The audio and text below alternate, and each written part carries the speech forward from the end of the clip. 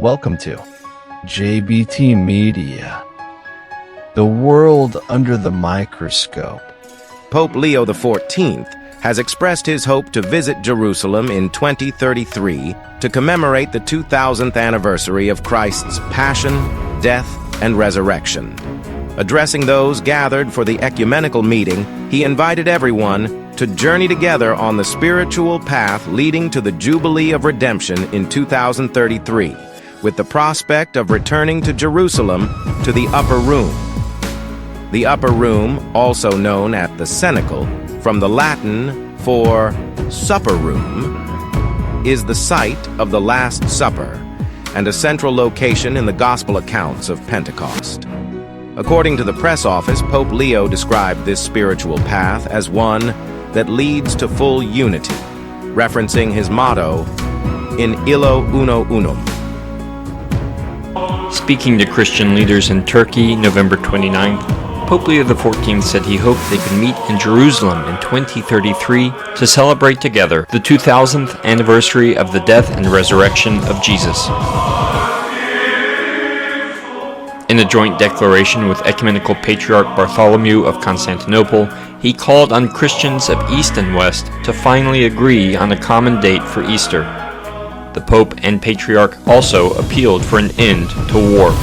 With our eyes turned to the Promised Mountain, an image of the heavenly Jerusalem, which is our destination and mother, let us make every effort then to foster and strengthen the bonds that unite us, so that we may enrich one another and be a credible sign before the world of the Lord's universal and infinite love.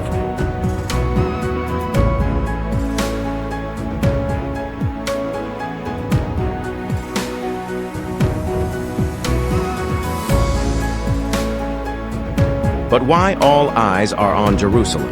It is because of a misplacement of a prophetic event in Zechariah 14:1-4, 9, which says Zech 14:1, Behold, the day of the Lord cometh, and thy spoil shall be divided in the midst of thee. Zech 14:2, For I will gather all nations against Jerusalem to battle, and the city shall be taken, and the houses rifled, and the women ravished, and half of the city shall go forth into captivity, and the residue of the people shall not be cut off from the city. Zech 14:3. Then shall the Lord go forth and fight against those nations, as when he fought in the day of battle. Zech 14:4.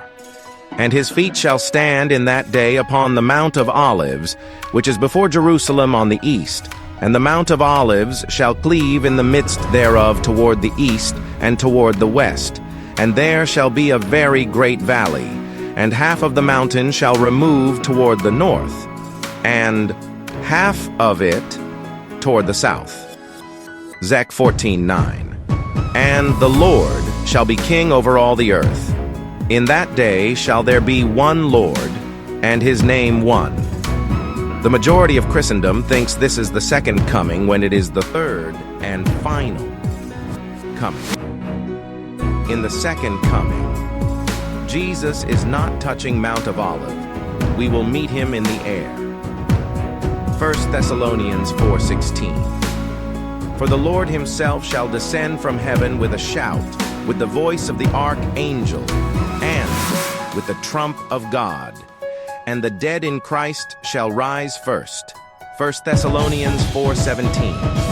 Then we which are alive and remain shall be caught up together with them in the clouds, to meet the Lord in the air. And so shall we ever be with the Lord. 1 Thessalonians 4:18. Wherefore comfort one another with these words. Visit J.B.T Media on all social media. Like, follow, share, and subscribe. Thank you.